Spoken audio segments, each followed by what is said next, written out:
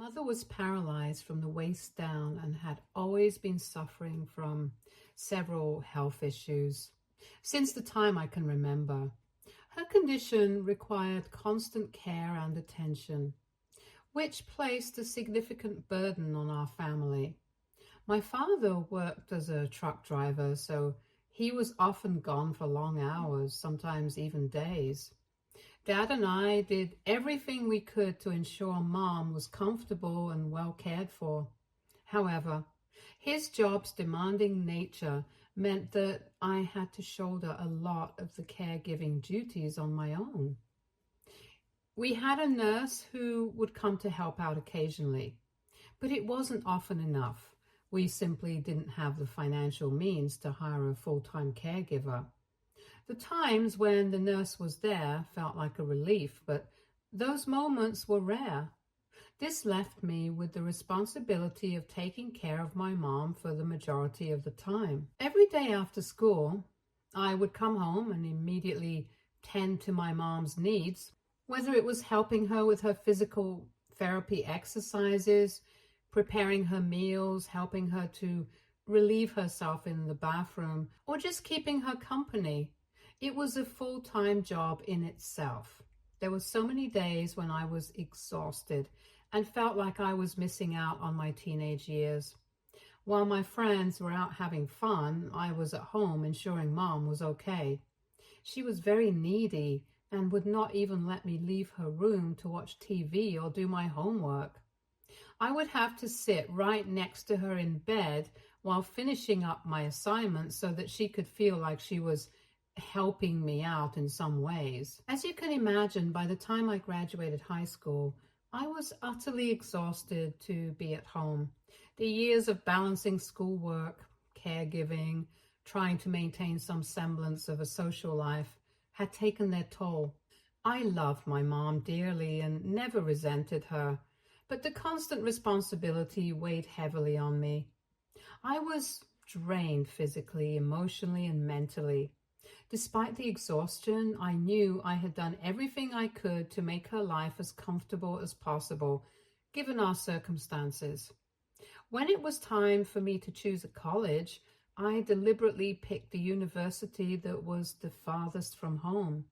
I knew that if I chose a closer school, I would be drawn back home every weekend to take care of Mom. I felt a profound sense of guilt about my decision, but I also recognized that I needed to prioritize my own survival and mental health. The years of caregiving had left me drained, and I needed a chance to recover and live my own life. My parents were not happy with my choice. My dad, in particular, insisted that I drop out of the university and take a gap year. He wanted me to apply to universities nearby so that I could continue to help take care of Mom.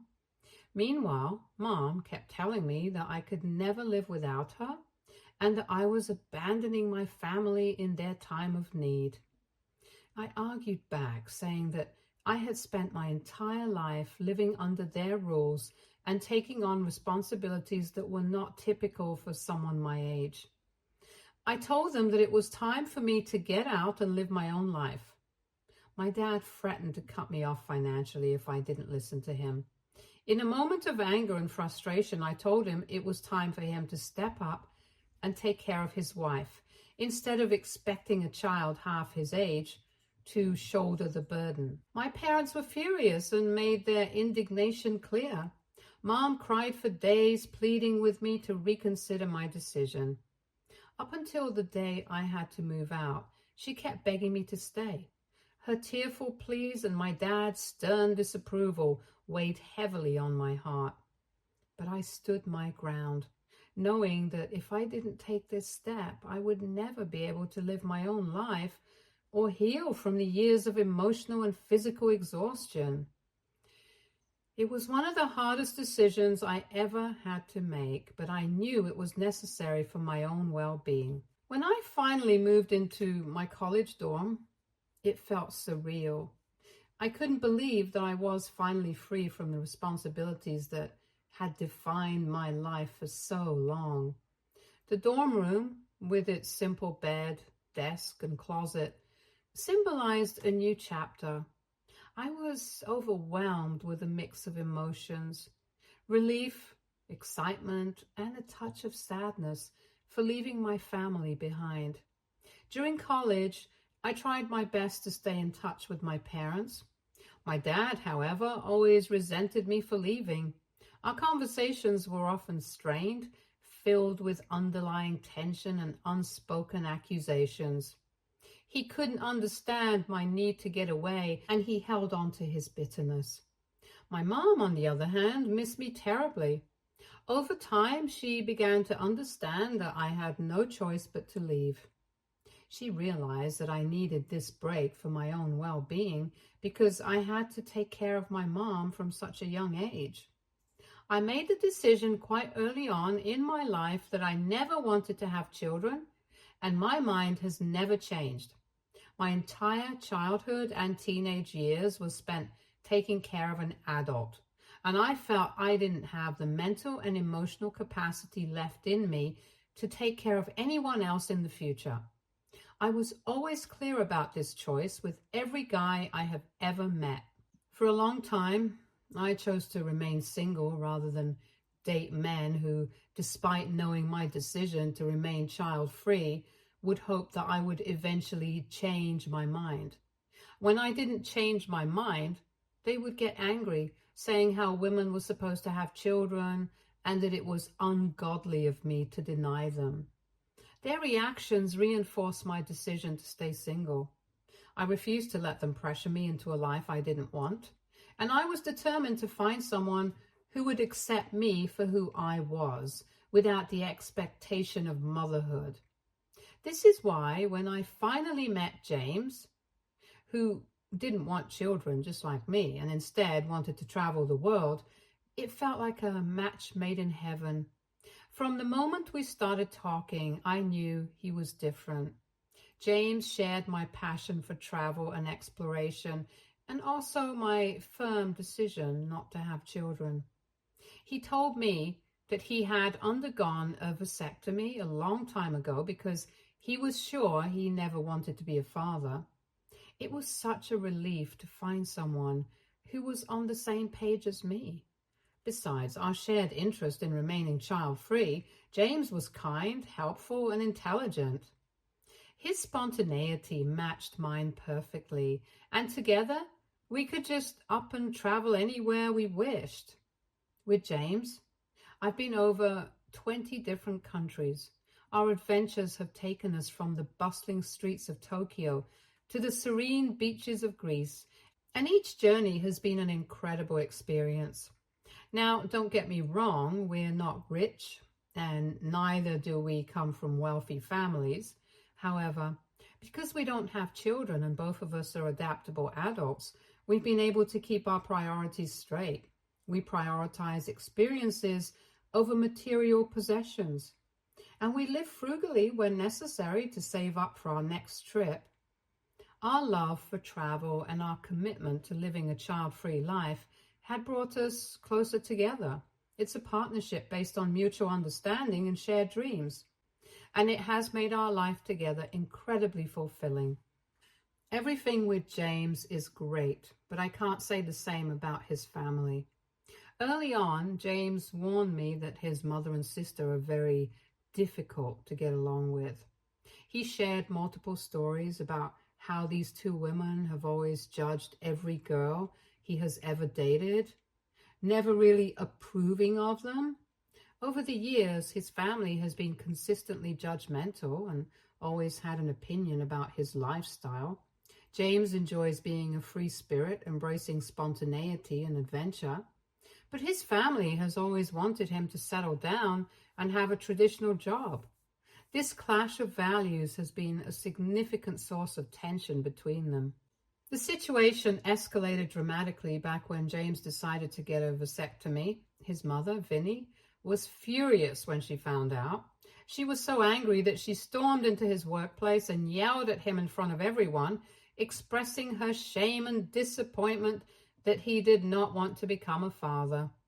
She told him she was ashamed to have given birth to a son like him. That incident was a turning point for James. The public humiliation and the lack of respect for his personal choices made him realize that he needed to distance himself from his family. Since then, he has reduced his contact with them as much as possible.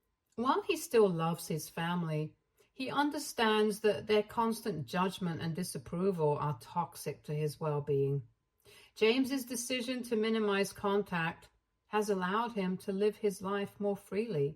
But it also means that there is an undercurrent of tension whenever family matters arise. James's mother did apologize to him several times after the vasectomy incident, which is why eventually he agreed to let me meet her. I was quite well prepared for the encounter, having grown up with pushy parents myself. James's mother, Vinnie, was exactly as I had imagined, short-tempered and very mouthy. In our first meeting, she immediately had opinions to share about my red hair color and the tattoo on my forearm. She didn't hold back her judgments, making it clear that she wasn't impressed. When she asked about my parents, I told her about my mother's disability. Vinnie then made a shocking comment, asking if that was why I wanted to marry James, so he could help me take care of my mom.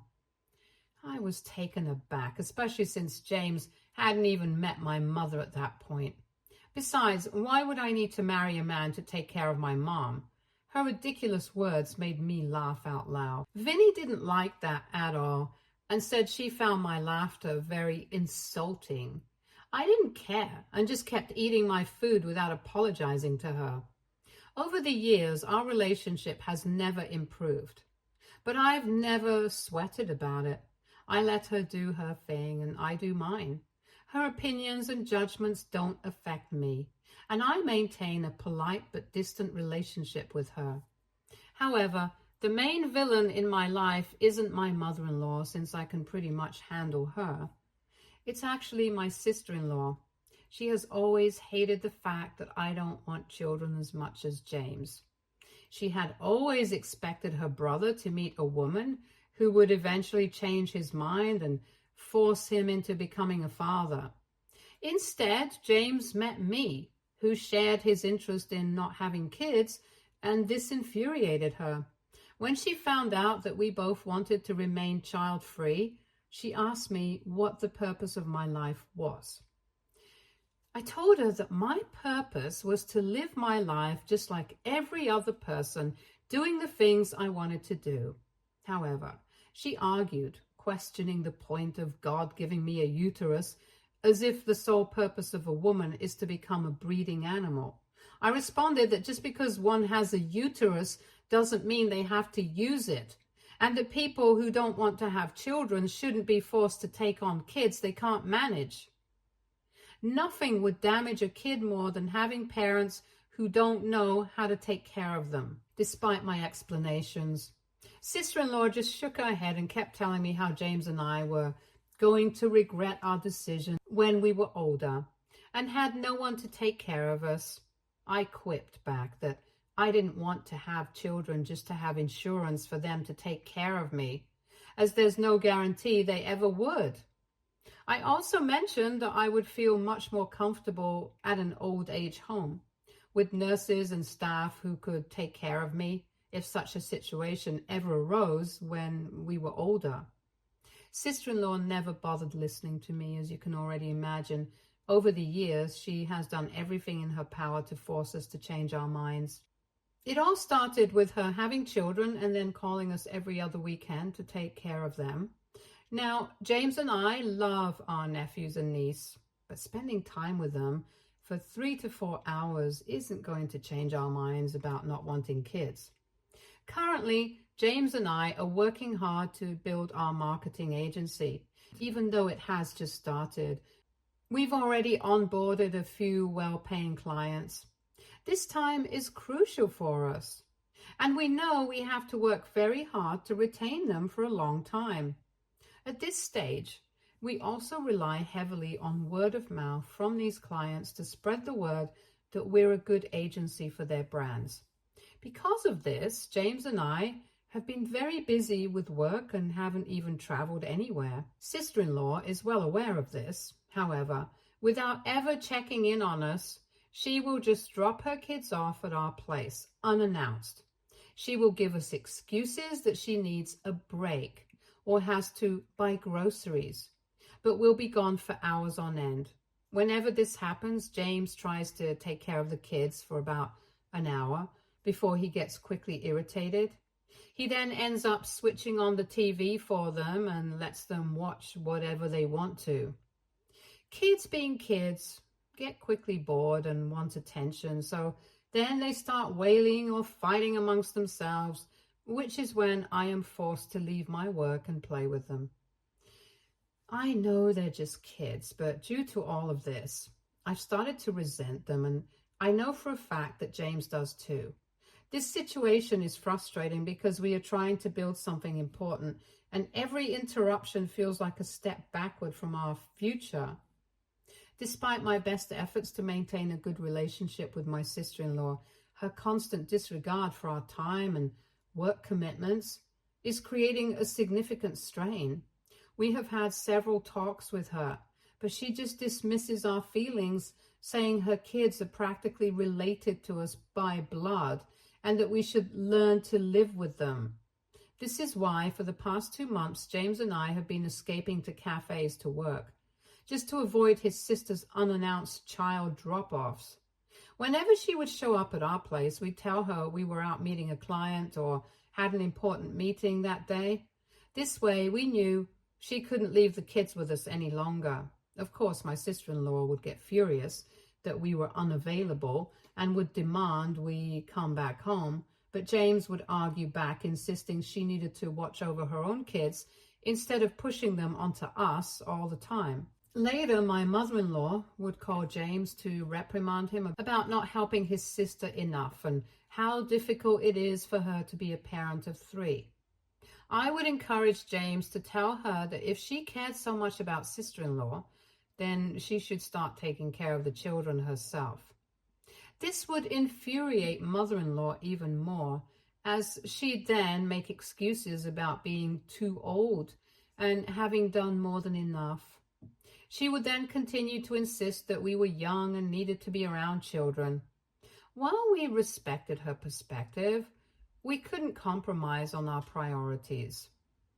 The cafes provided us with a sanctuary where we could concentrate on client meetings, strategy sessions, and creative work without the unexpected disruptions that came with sister-in-law's unannounced visits.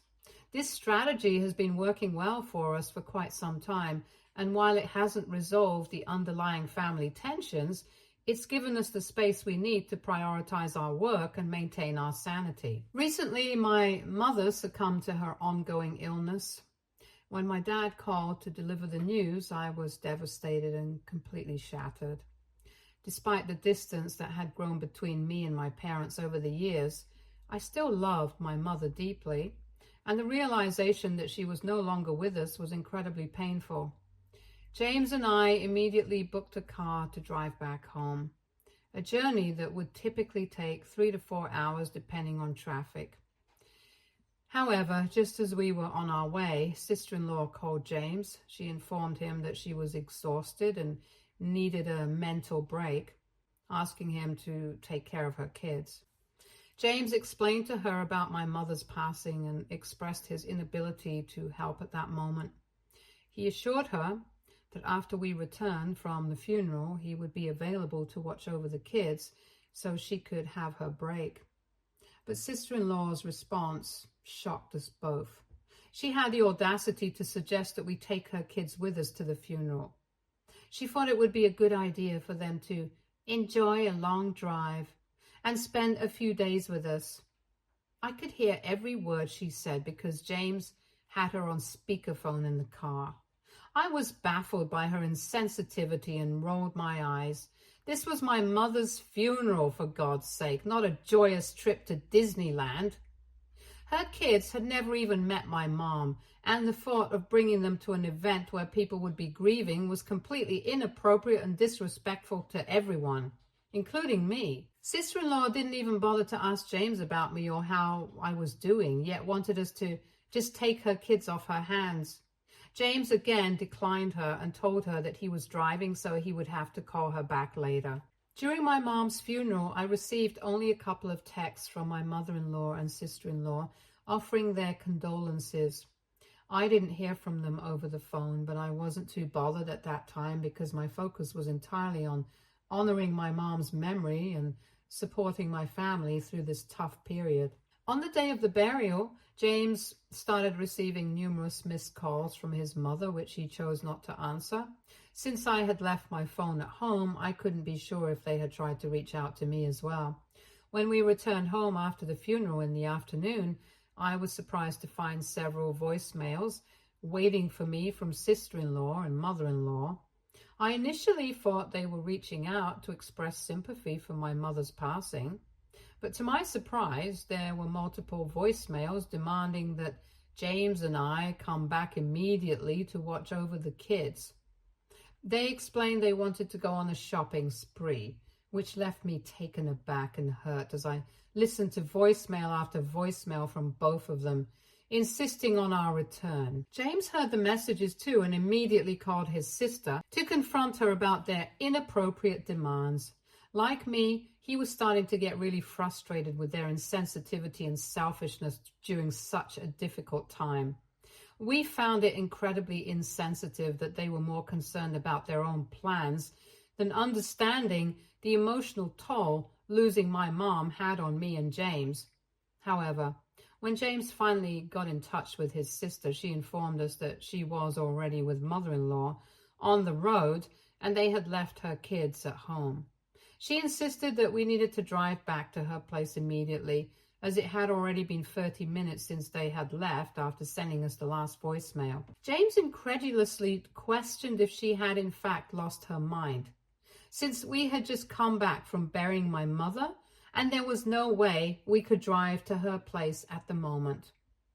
Hearing this in the background, mother-in-law started to yell at him, accusing him of only prioritizing his wife and having no problem driving with me to my mom's funeral.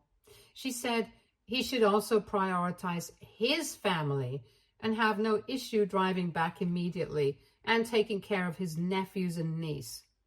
James pointed out how they could not just force us to drop everything for the kids, especially when we were still in mourning.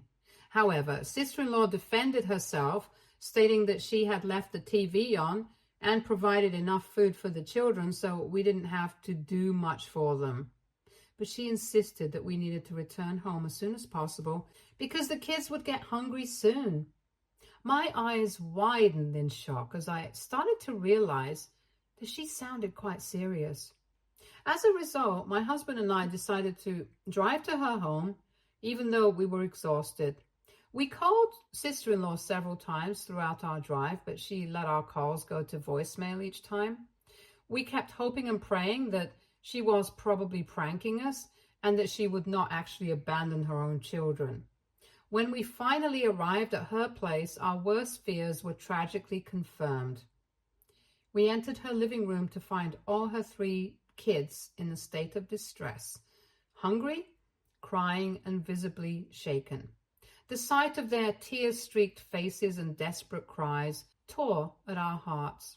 It was clear they had been left alone for far too long and looked very relieved to see us there.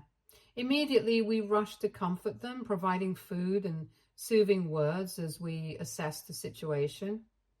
Guilt and anger surged within us, and how could sister-in-law have been so reckless, so indifferent to her own children's well-being? However, to our further horror, we discovered James's niece in distress, as she had half a crayon stuck in her nose. She was apparently playing around with crayons and was now struggling to breathe properly. We had no idea how long she had the crayon up in her nose, so we immediately dialed 911, explaining the urgent situation. We also had to explain how sister-in-law had abandoned her children, leading to their critical condition, since we didn't want to be implicated in this incident. The ambulance and police arrived swiftly, and we recounted the events. We informed them about how we were at my mother's funeral and then had to rush back home after sister-in-law had already left the kids all on their own. Eventually, CPS was notified, and by then, we knew this was a serious matter. Later, when sister-in-law and mother-in-law arrived, seemingly oblivious to the severity of the situation, carrying multiple shopping bags, they were shocked to see police and CPS personnel speaking with us. Sister-in-law erupted in anger, accusing us of betraying her and attempting to harm the custody rights of her children. She tried to explain how she had left the kids at the safety of her home and that she knew me and my husband would drive back home immediately, so her kids were never actually in any real danger. Fortunately, CPS and the police didn't agree with her. Following these events, sister-in-law has been arrested for abandonment, and the children have been put under our care temporarily since their father lives in another country and will take some time to fly back home. Mother-in-law is furious at James and me for involving the authorities and has threatened legal action against us. According to her, we have mentally harassed and endangered her daughter by getting her arrested for no reason, as this could lead to sister-in-law losing custody rights permanently. Are we the a-holes for reporting sister-in-law and possibly ruining her life? Update 1. Okay, so instead of repeating myself in the comments, I'm going to clear up a few things here. James's father passed away when he was quite young. This is why mother-in-law and sister-in-law have always been so involved in his life, as they both feel they have practically raised him together. Obviously, that's not true, because according to James, his mother and sister used to abandon him as a child all the time to do their own thing, so he learned to pretty much take care of himself all on his own. This is also the #1 reason why he has never wanted to have kids after watching his mother be such a terrible parent to him and his sister. My husband does stand up to them all the time, but they just refuse to take no for an answer. Sister-in-law and her ex-husband are divorced. Her ex currently lives in another country for his job, but he's flying back soon to take on the responsibility of the kids. He does pay child support every month, as well as had to pay a hefty alimony during his divorce, which is how sister-in-law can afford to live a lavish lifestyle without a job. Since the court generally lets mothers have full primary custody of the children, they have been living with sister-in-law as a result, and the father comes and visits the kids every other month. I don't think he had any idea that his wife would regularly abandon their kids at our place, because we have never talked to him, but we are planning to have a sit down with him when he arrives and let him know everything that has been going on. As of now, the kids are doing okay with us. They don't look traumatized, and we are doing our best to take care of them as much as we can. Unfortunately, James and I don't think we can take care of the children permanently in the future. We are not equipped to take on this responsibility, and we are grateful that their father will be arriving soon. Yes, mother-in-law is still threatening to take us to court. However, after reading all your comments, I feel much better knowing that she doesn't really have any legal grounds to stand on. As usual, she's just probably trying to intimidate us and refusing to accept her own role in encouraging sister-in-law to abandon her kids that day. Update 2. So sister-in-law has been released on bail currently thanks to her lawyer. However, this arrest is going to seriously affect her upcoming custodial fight with her ex-husband.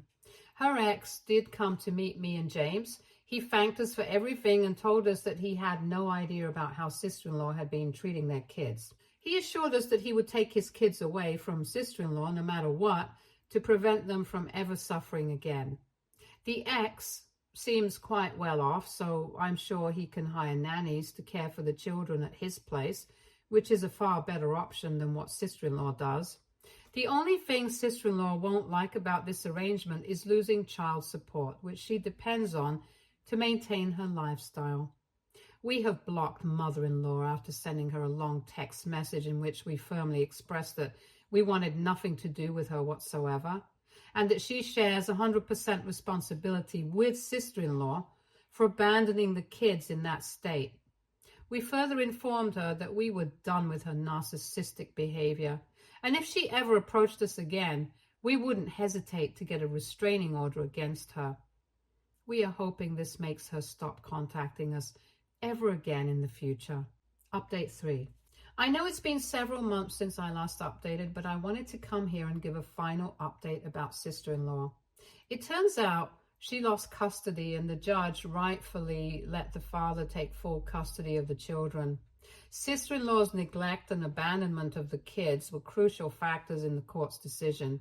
During the custody battle, several witnesses, including us, testified about the conditions we found the children in and sister-in-law's irresponsible behavior. I also testified about the multiple times sister-in-law would drop off her kids at our place and practically force us to take care of them.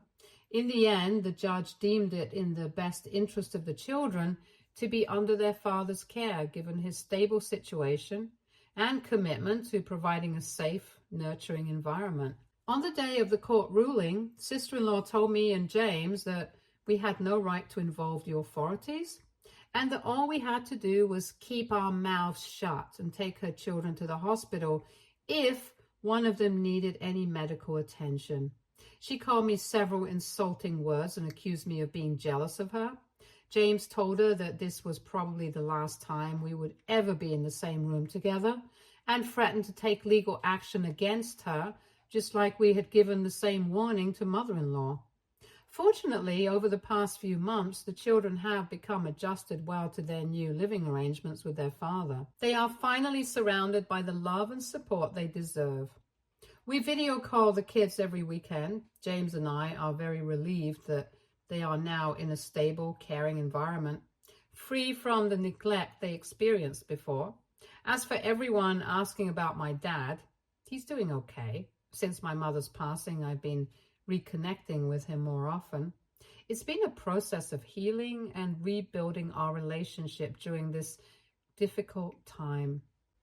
Stay tuned for more stories from our girl relationships.